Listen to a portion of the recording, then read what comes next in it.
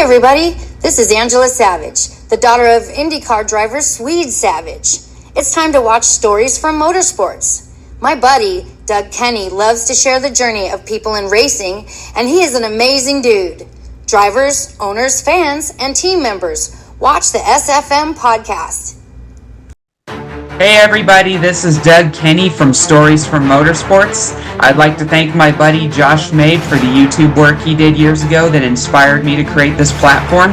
I'd like to thank my buddy Victor Sifton for convincing me to get back into it after my hiatus from 2017 to 2019. I have a very special treat for you all today with an amazing journey from an amazing racing figure.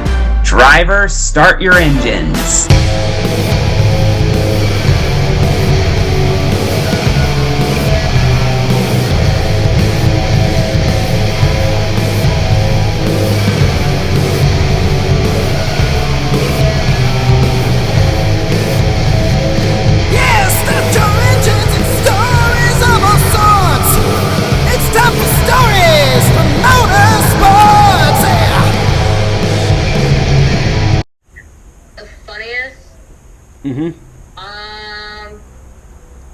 I think the funniest for me was at the firm over in Stark, Florida. Sorry, I got tongue twisted.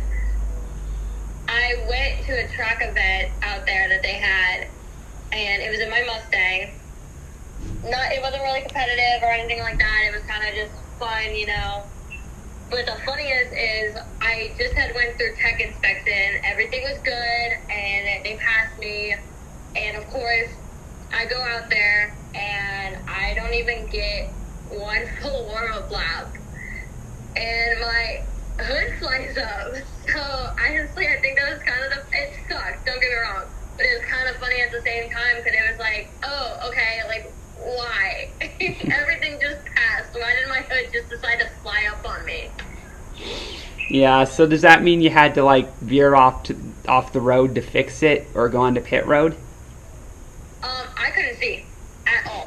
So luckily enough, I had an app on my phone to where I could see the track layout and where exactly I was. Like, I knew I was on a straightaway, and if you know that track layout, the straightaway is fairly easy to remember.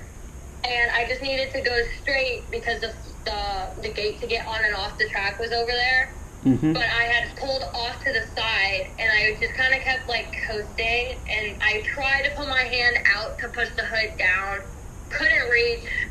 Wasn't really working, so eventually, like, I came to a stop because I didn't know how close I was to the gate. And one of the track staff ran out and pushed it down for me, and I was not far from the gate, and I just kind of had to go over and then go out and then go into the pit area. Sort of reminds me of when Dale Earnhardt had something similar happen to him in the 80s. I've heard stories about it, but he like climbed out of his car while behind the wheel or something like that and cleaned his windshield or something. Yes, that was a legendary move when he was driving with his knee and cleaning his windshield. Yeah, that's what it was, and I've heard stories about that, so that was probably your Earnhardt windshield moment. He was a little bit more smooth with it. I'll always give him that, but it was definitely an interesting experience, and of course I got a lot of content from that. I mean, sometimes bad publicity is good publicity. It's out, you know. Content is content. Yep, you're going to encounter stuff like that in racing, you know, because not just Earnhardt, but in 1975, Bobby Unser won the Indy 500 in like what literally became a lake at the Indianapolis Motor Speedway with lack of visibility, the rain, it was almost like a lake, you know. Mm-hmm. And he was able to drive the number 48 Dan Gurney car to victory lane, I think. Have you seen videos of that? I'm pretty sure from what I can recall. That was pretty impressive driving as well. And then Ron Fellows won Montreal in the rain as well, and it was very similarly. You couldn't see anything, you know. Mm-hmm. So you have to be a true race driver to be able to do all that. Oh yeah, I have not had any experience racing in rain yet. Most of the tracks at the firm and over at New Smyrna is whenever it's raining, we don't race.